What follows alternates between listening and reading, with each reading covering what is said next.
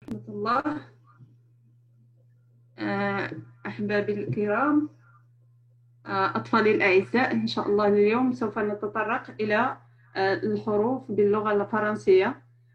كما تعرفون في اللغة الفرنسية يوجد 26 حرفا. إذن في هذه الحروف تكتب بطرق مختلفة، منها طرق للكتابة نجدها في ككتابة الكتب، نجدها في المطابع، وطريقة أخرى هي الطريقة التي نكتب بها في حياتنا اليومية. Donc, bonjour les enfants. Aujourd'hui, on va voir l'écriture, ou bien on va tout d'abord voir l'alphabet français. Donc, comme vous savez, dans la langue française, nous avons 26 lettres. Ces lettres, on les trouve sous 4 formes d'écriture. Donc, sous la forme d'écriture qu'on nous trouve généralement dans les livres, et une autre forme, c'est la forme d'écriture quotidienne. Donc, je vais partager avec vous une vidéo sur laquelle nous allons connaître de mieux les 4 formes. Les 2 formes tout d'abord. Les 4 formes, on va les connaître juste pour la forme. Et après, on va essayer d'écrire les 2 formes, les 2 formes de l'alphabet français. Donc, السلام عليكم أحبائي. إن شاء الله في هذا الفيديو سوف أشارك معكم فيديو من تسجيل من خلاله سوف نتعرف على الألفابي الفرنسي، والتي نجدها تكتب بطرق مختلفة، طريقة الكتب المطبوعة وطريقة الكتابة المعتادة التي نستعملها في حياتنا اليومية. إذا لنشاهد هذا الفيديو. Bonjour. Aujourd'hui, on va voir l'alphabet français. Dans la langue française, nous avons 26 lettres. On les trouve sous 4 formes d'écriture. مرحبا. في هذا اليوم سوف نتطرق للحروف باللغة الفرنسية. اللغة الفرنسية تحتوي على 26 حرفا، ونجدها تكتب ب4 طرق.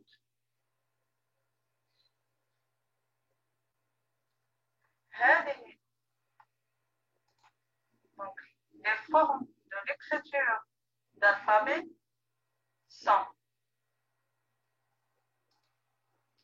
premièrement majuscule script.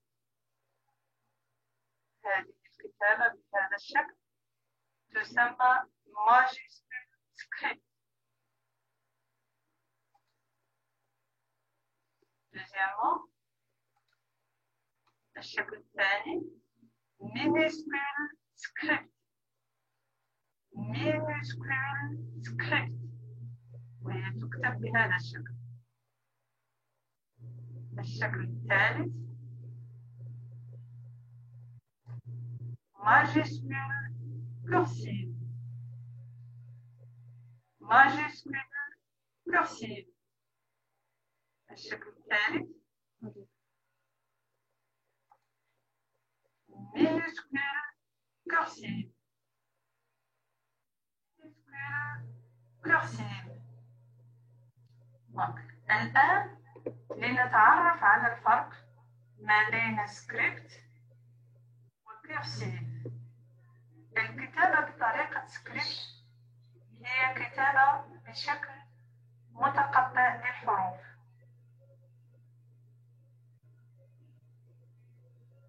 كتابة بشكل منفصل، أو نقول كتابة منفصلة، وهي غالبا نجدها في الكتب المطبوعة.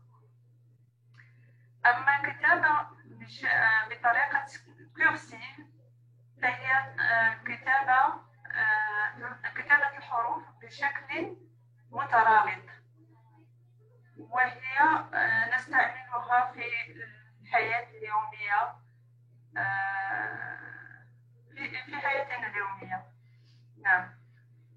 Donc, l'écriture script, c'est une écriture dans laquelle les lettres ne sont pas liées les unes aux autres. C'est une écriture qu'on le trouve généralement dans l'impression. Par contre, l'écriture cursive, c'est une écriture dans laquelle les lettres sont liées les unes aux autres. C'est une écriture de tous les jours. D'accord? Donc, الآن سوف نتعرف على جميع الحروف، c'est-à-dire les 20 lettres, sous la forme majuscule script. الآن سوف نتعرف على جميع الحروف بطريقة majuscule script.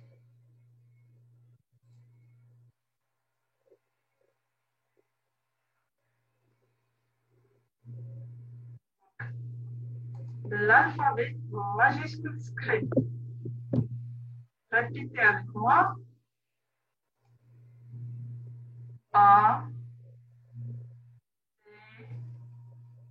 B, C, D,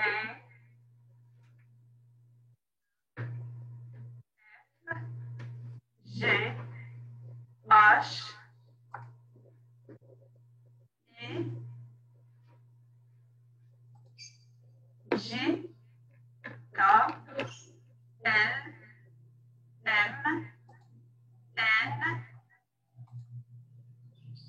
O,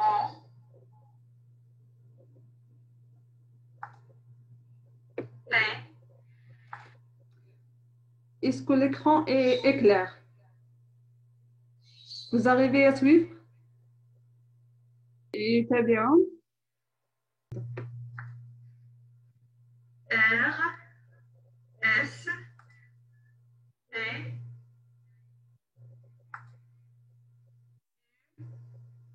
V, W, X, Y et Z. D'accord? Donc,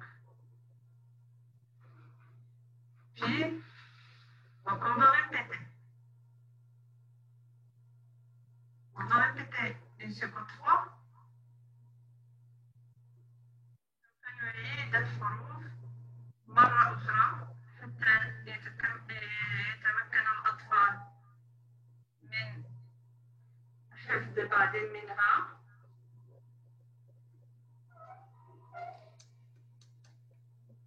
Donc, A. Ça veut dire qu'il s'agit de quelle lettre? Celui-là. C'est quelle lettre?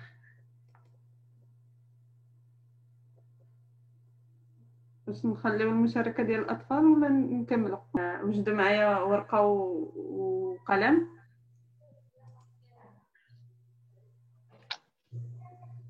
في هذا التسجيل إن شاء الله سوف نبدأ بكتابة الحروف بطريقة ماجيسكول سكريبت، ولنا طريقة الماجيسكول هي غالبا تكون بطريقة كتابة الحروف بشكل كبير، وهي غالبا نجدها في بداية الجمل أو في الأسماء. أما المينيسكول فهو يكون في درج الكلام. إذن on commence.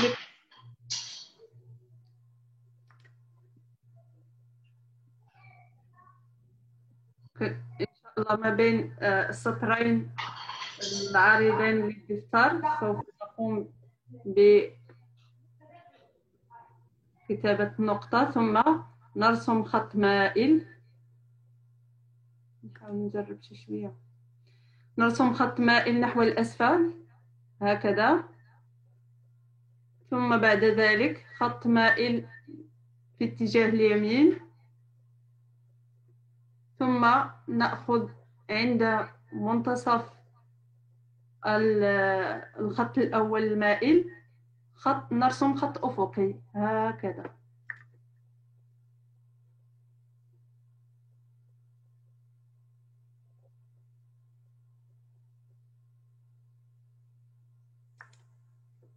Très bien. واش كل شيء vous arrivez à suivre كل شيء قدر يكتب la lettre A. إذا ننتقل إلى la lettre B. Donc toujours en majuscule script. Donc on va tracer une ligne droite comme celui-là. D'accord? D'ici jusqu'à ici. D'accord? Et après, on va tracer une petite ligne droite et une courbe. Après, une petite ligne jusqu'à le centre de la ligne droite première.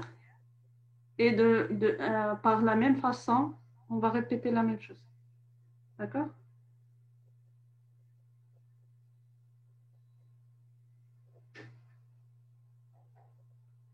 D'accord.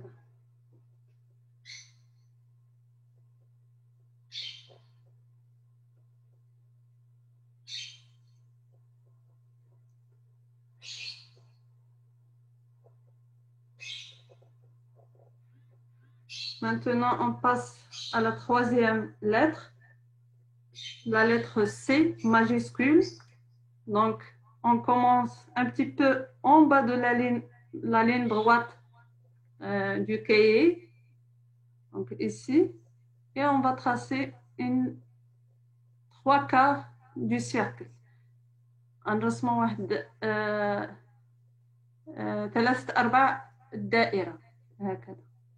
هذا هو لا لتر سي. لا لتر سي كنبداو ان شاء الله من تحت خط الافقي للدفتر. عندما اتكلم عن خطوط الدفتر هنا في الماجسكول نتكلم عن الخطوط العريضة، اما في المينيسكول سوف نتكلم عن الخط العريض والخطوط الرقيقة، هذيك الخطوط المتقطعة التي تكون ما بين الخطين العريضين. نعم. إذا نمر إلى la lettre D. Donc on va tracer une ligne droite comme ça et après, d'accord,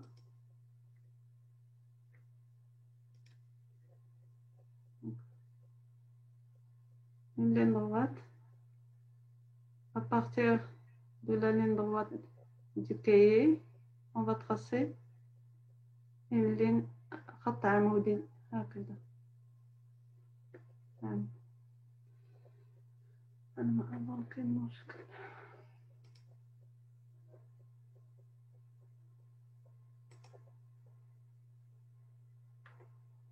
هكذا ثم نرسم هكذا من نقطة البداية خط صغير ثم قوس ثم خط عمودي ثم قبل أن نصل إلى نهاية الخط الأفقي نرسم قوس صغير ثم خط أفقي هكذا. خط أفقي قوس خط عمودي قوس خط أفقي. La lettre D. Très bien. On passe à la lettre E. D'accord. Donc,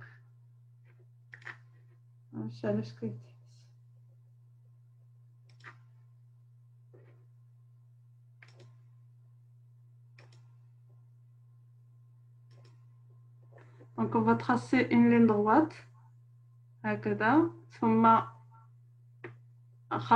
خط عمودي هكذا ثم خط أفقي صغير ثم خط آخر صغير موازي للخط الأول وخط بينهما في مركز الخط العمودي وهنا دونك جو في اكتيفي هذاك ديال الفيديو لو صون ديال الفيديو هكا باش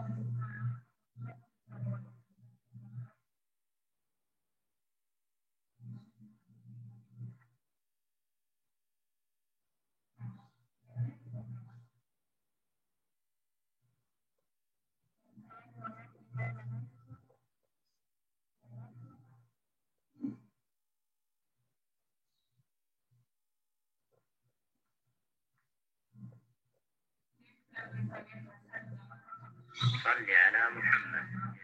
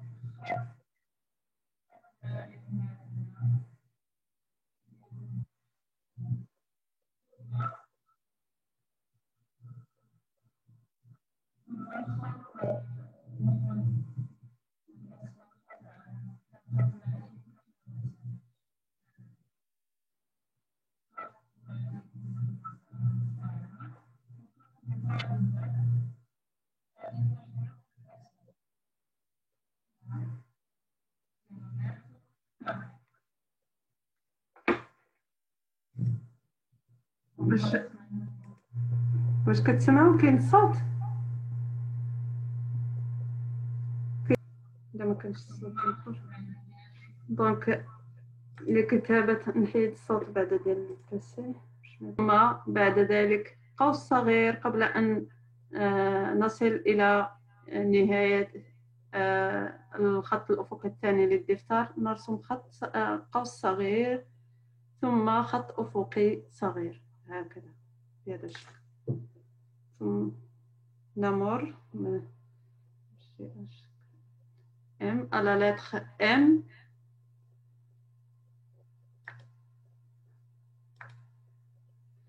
Donc, بنفس الطريقة نرسم خط عمودي، بعد ذلك خط أفقي مائل، خط مائل نحو اليمين، ثم خط مائل نحو الأعلى، بعد ذلك خط عمودي هكذا. خليك نديرو ان زيكزاك هكا. La lettre M. De la même façon, on va écrire la lettre N. Donc, بنفس الطريقة سوف نكتب la lettre N. نرسم خط هكذا عمودي ما بين الخطين الأفقيين للدفتر، ثم خط مائل نحو الأسفل، وبعدها خط عمودي نحو الأعلى.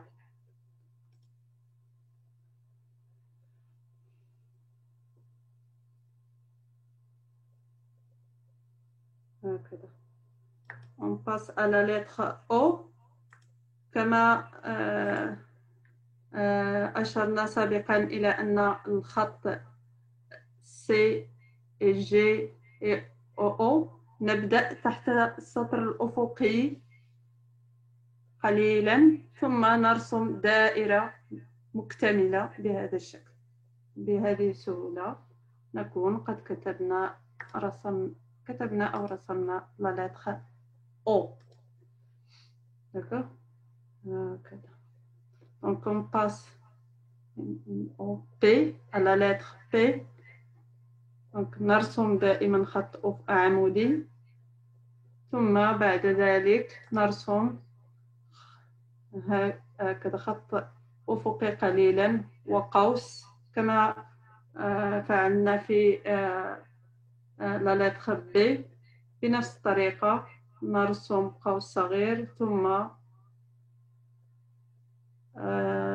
خط أفقي صغير نحو اليسار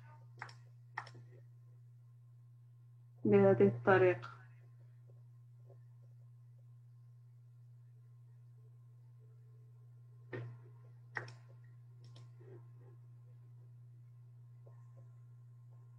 لا لتر Q بنفس طريقة لا لتر O، غير أن لا لتر Q نضيف لها عند مركز نصف الدائرة السفلى نرسم خط مائل نحو الأسفل. لا لتر Q.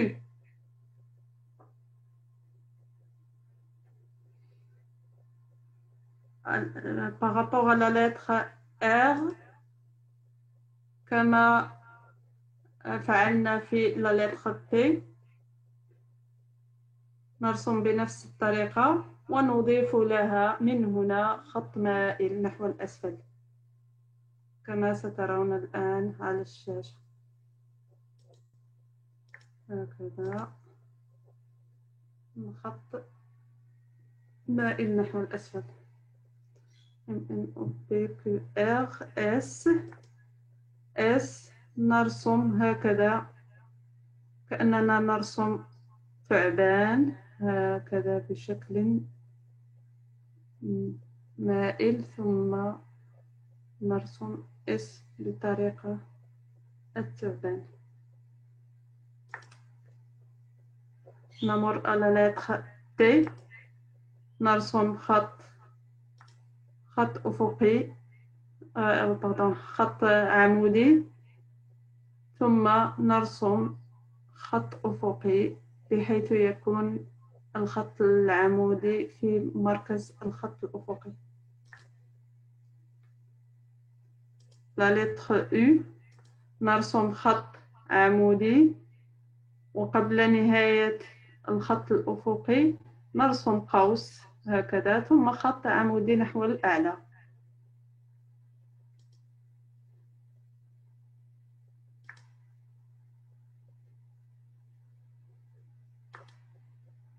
لا لتر V نرسم خط مائل نحو الأسفل ثم خط آخر مائل نحو الأعلى بهذه الطريقة. لا لتر W نرسم لا لتر V مرتين كما فعلنا في لا لتر V ونعيد نفس الحرف W. لا لتر X نرسم خط مائل وخط آخر خط مائل نحو الأسفل نحو جهة اليمين ثم خط آخر مائل نحو جهة اليسار بحيث يكون مركز الخطين يلتقيان عند المركز. نعم بهذه الطريقة. أظن أنها سهلة. هكذا رسمنا خط ثم عند الجهة المقابلة نرسم خط آخر نحو الأسفل. لا لتر Y نرسم خط مائل إلى غاية منتصف الخطين الأفقيين، ثم بعد ذلك نرسم كأننا سوف نرسم خط لا لتر V لكن في نصف الخطين الأفقيين ما بين نصف الخطين الأفقيين هكذا، ثم نستمر إلى غاية الخط الأفقي الثاني هكذا. X Y Z نرسم خط أفقي ثم خط مائل نحو اليسار ثم خط أفقي نحو اليمين بهذه الطريقة. خط أفقي، خط مائل، ثم خط طيب.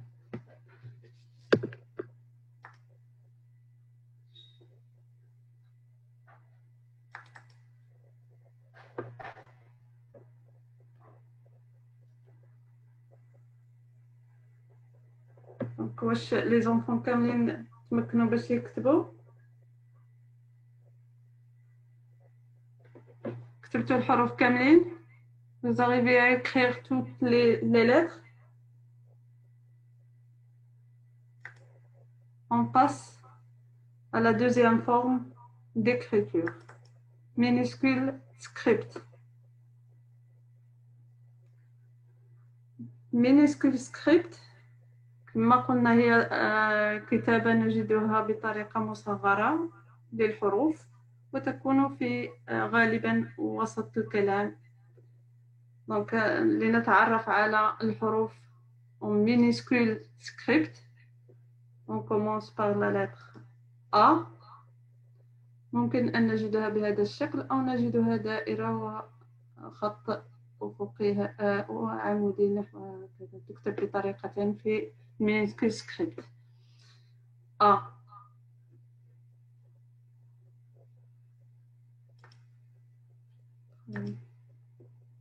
B. C. D. E. F. G. H. I. J. K. L. M. N. O. P. Q. R. S. T. U. V. W. X. Y. Z. دونك شكون اللي في لي زونفون دابا يقدر ان شاء الله. دابا شفنا طريقتين ديال كتابة الحروف بطريقة سكريبت. طريقة الماجسكول هي اللي دربنا عليها قبل قليل، وهذه طريقة المينيسكول. هذه الطريقة هذه غالبا كما قلنا هي اللي كنلقاوها في الكتب وكنلقاوها في الكتب المطبوعة. ابخي ان شاء الله من الحصة الجاية غنشوفوا طريقة الكورسي هي اللي كنستعملوها في حياتنا اليومية. دونك دابا بغيت ان شاء الله بغيتكم تجاوبوا معايا باش نعرف واش قدرتوا تشدوا كاملين، قدروا يستوعبوا كاع لي ليتر، ولا باقي كاينين دي زومبودويتي، كاين اللي ما عندهم، كاين اشكاليات، كاين شي حاجه اللي ما مفهوماش ما واضحاش. نتمنى من الله يكون كل شيء واضح، واللي عنده شي سؤال مرحبا هنا. وان شاء الله ابخي ان شاء الله غادي نشوفوا طريقه الكتابه بالمينيسكول سكريبت. المهم قبل ذلك نشوف تجاوب ديال الاطفال. كل واحد ان شاء الله يحاول يقرا لي، نعطيه واحد لو نومبر ديال واحد العدد ديال لي ليتر ويقراهم لي، ماشي بالضروره غنعطيهم ليه بالترتيب حيت الاغلبيه كيحفظهم بالترتيب. دونك انا غنحاول نعطيه داكشي مخلط باذن الله. ان شاء الله نلتقي في الحصه القادمه.